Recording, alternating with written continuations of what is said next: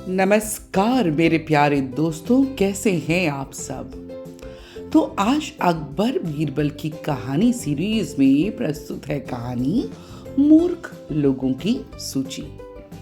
तो एक बार की बात है, बादशाह अकबर अपने दरबारियों के साथ बैठे हुए थे। तो उन्होंने सोचा कि मेरे आसपास हमेशा बुद्धिमान लोग ही रहते हैं, भाई इनके बीच में रह के तो मैं ऊब सा गया हूँ। तो क्यों ना अब कुछ मूर्ख लोगों से मिला जाए। तो बादशाह ने बीरबल से कहा, भाई बीरबल, तुम हमेशा हमारी मदद करते हो, तुम्हारी चतुराई, तुम्हारे ज्ञान की तो क्या कहने। इस बार हम चाहते हैं कि तुम हमारे लिए हमारे राज्य में से 6 मूर्ख व्यक्ति ढूंढ कर लाओ। जी जहांपना, मैं आपके लिए 6 मूर्ख व्यक्ति जरूर ढूंढ कर लाऊंगा। हम तुम्हें 30 दिन का समय देते हैं। जहांपना, मुझे इतने दिनों की जरूरत नहीं पड़ेगी। तो बहुत अच्छी बात है। इसके बाद बीरबल मूर्ख व्यक्तियों की तलाश में निकल पड़ते हैं। वो सोच ही रहे थे कि मूर्ख व्यक्ति ढूंढने में कहाँ निकलूं, तभी उन्हें एक व्यक्ति गधे पर बैठा नजर आता है, जो अपने सर पर घास की टोकरी रखकर चल रहा था। तो बीरबल ने तुरंत उसको रोका और उससे पूछा कि भाई तुम कौन हो, कहाँ जा रहे हो, गधे पर बैठे हो और घास की टोकरी अपने सिर पर लेकर बैठे हो। तो उस व्यक्ति ने कहा, मैं हूँ रामू, और जानते हैं मेरा गधा थोड़ा कमज़ोर है, थोड़ा थका हुआ है, इसलिए गधे का बोझ कम करने के लिए मैंने घास की टोकरी अपने ही सिर पे उठा ली। बीरबल बहुत खुश होता है कि चलो भाई, मुझे पहला मूर्ख व्यक्ति तो मिल ही गया। वो कहता है कि अब तुम जानवरों के बारे में इतना सोचते हो तो बादशाह अकबर तुम्हें इनाम जरूर देंगे। इनाम की बात सुनकर रामू बीरबल के साथ हो लेता है। बीरबल और रामू कुछ दूर चले थे कि बीरबल ने देखा कि 2 आदमी आपस में लड़ाई कर रहे हैं। तो बीरबल ने उन दोनों को रोका और पूछा, भाई क्या बात है, तुम दोनों क्यों लड़ रहे हो। तो वो बोले, मेरा नाम चंगू और इसका नाम है मंगू। ये कहता है कि मैं शेर तेरे ऊपर, तेरे गाय के ऊपर छोड़ दूंगा, हाँ, और इसमें मुझे बहुत मजा आएगा। बीरबल ने कहा, भाई कहाँ है तुम्हारा शेर और तुम्हारी गाय।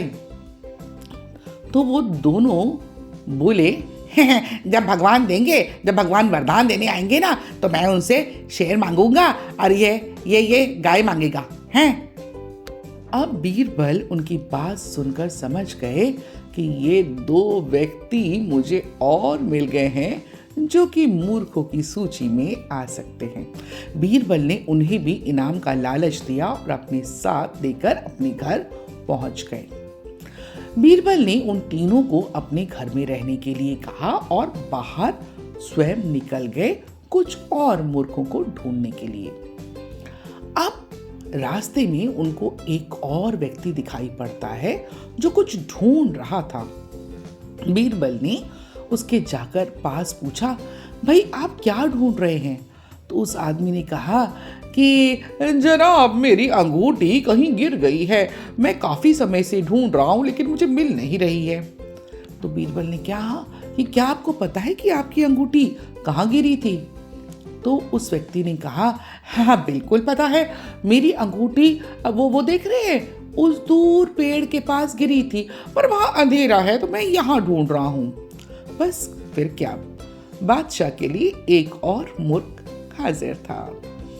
बीरबल ने उसे भी इनाम का लालच दिया और अपने साथ लेकर पहुंच गया 4 मूर्खों को दरबार में और बादशाह से कहा, बादशाह अकबर, मैं आपके कहे अनुसार वो मूर्ख व्यक्तियों को ढूंढ कर ले आया हूं। तो अकबर ने कहा, बीरबल, तुमने तो एक ही दिन में मूर्ख व्यक्ति ढूंढ लिए, वाह क्या बात है, क्या हमारे राज्य में मूर्खों की संख्या बहुत ज्यादा है। हाँ। तो बीरबल ने बादशाह से सारी बात बताई। तो फिर अकबर ने कहा, अरे भाई ये तो सिर्फ 4 है, बाकी 2 मूर्ख कहां पर है। बीरबल ने कहा, जहांपना यहाँ पर 6 ही मूर्ख व्यक्ति हैं। अरे हमें भी तो बताओ कौन है वो। जहांपना, एक तो मैं स्वयं हूं। तो अकबर ने कहा, अरे तुम मूर्ख कैसे हो? तुम तो विद्वान हो, बुद्धिमान हो। बीरबल ने कहा, मैं इसलिए मूर्ख हूं क्योंकि मैं इन मूर्खों को खोज कर लाया हूं।